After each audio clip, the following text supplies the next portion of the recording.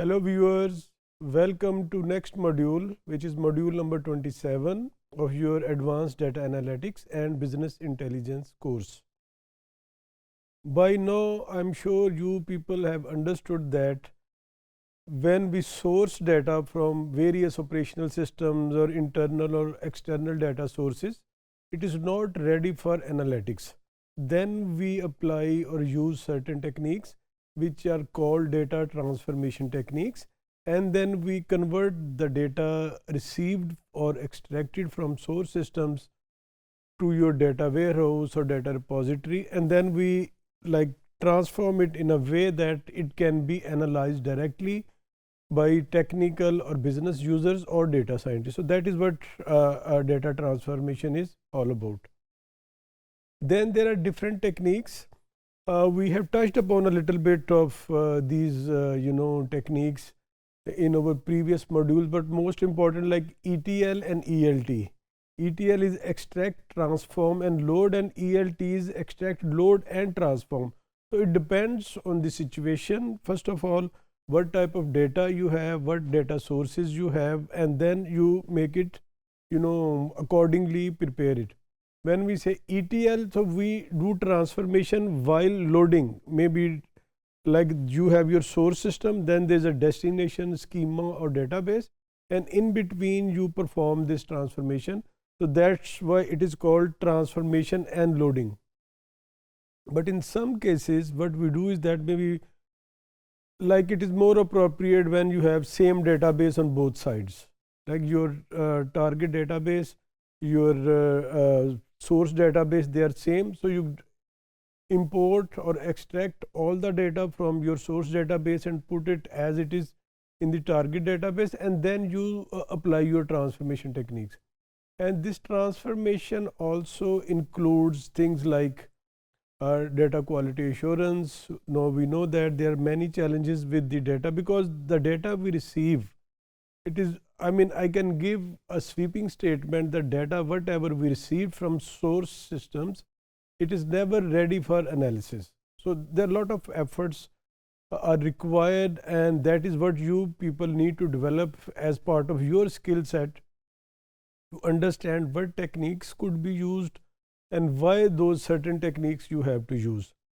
There are very, I would say, user friendly tools like Python language is a blessing now these days, because earlier transformation was much difficult, but since the widespread use of Python, it has become very easy. With a single line of code, you can address at least one type of problem with your source data, like data duplication, missing data values, spaces, and so on and so forth. You know that there are so many challenges with the data which can be managed as part of your transformation techniques.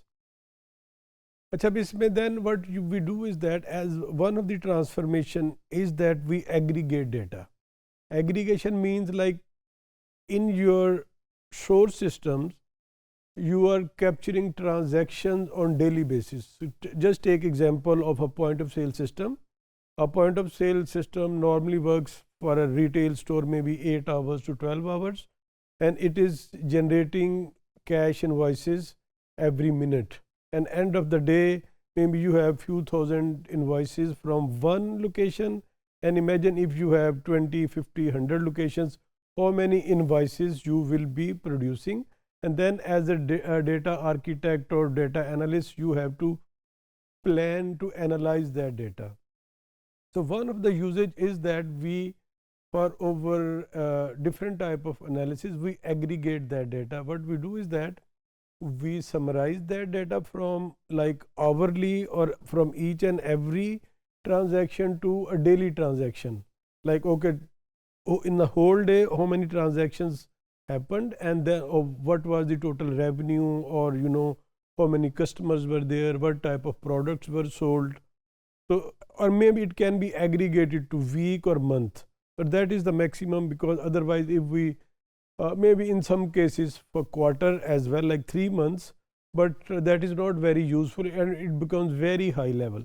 So aggregation is mostly in sales oriented markets where the sales team, they have given targets on monthly basis, and then they are broken down even into onto daily basis, even time slots. Like, in retail, there are behaviors, typical behaviors of the people. Like, sometimes some people, they prefer to buy in the morning, especially household ladies. They do their shopping during the day, but the whole family go over the weekend. And and the male customers, they prefer to go maybe in the evening, while they are going back to their home from their office or the work location. So these are different type of analysis, but once you aggregate the data, you understand. And for drill down and going into details, and we learn one more thing as part of our perspective analysis, that after when we analyze existing data, we predict something, then we make sure how to let something happen or not happen. So that we will discuss, that how this retail data helps us, and the buying behavior or the consumer behavior, what we call normally in analytics, how it impacts the your marketing campaigns, your discount campaigns, sales planning, sales management, product planning. As far as retail is concerned, whether we are talking about FMCG, we are talking about fashion, garments, shoes, or anything else, groceries, So this is very, very important. And groceries, especially if we are talking about fresh vegetables and fruits, these items, they have very short life, maybe 2-3 days, 4 days, 5 days. Then nobody would even like to have a look at these commodities. But these are precious and important for the large supermarkets, hyperstores and stuff. So because I want to relate product planning with the transactions, if a product is planned, like how many, suppose, vegetables I want to sell in a day, how many type of vegetables I need, what are the quantities, what is the shelf life of a particular product. So all these are required while planning your transformation, your aggregation. You have to make sure that you understand the context of your business. There are technical things as well on the back end of this, like we do encoding, like if it is coded, what the code you receive, the data we receive, that is encoded or encrypted. But when we have to do analysis, we have to make sure that the encryption has been decoded and it is in the same language or same format which everybody, or at least the data analyst or the data scientist, they understand, okay, that this is the language. When I say language of the data, it doesn't mean any programming language, but like the parameters we are using, the different attributes, like we discussed earlier, date, quantity, number of units, selling price, these are all, and then the product, especially in any industry, all these things matters a lot. We know that some things are sold in numbers, in dozens, something are on the weight basis, on the volume basis. So all that depends on what type of industry you are and how you have to transform your data so that you prepare your data in a way that it is ready to perform business analytics. Thank you.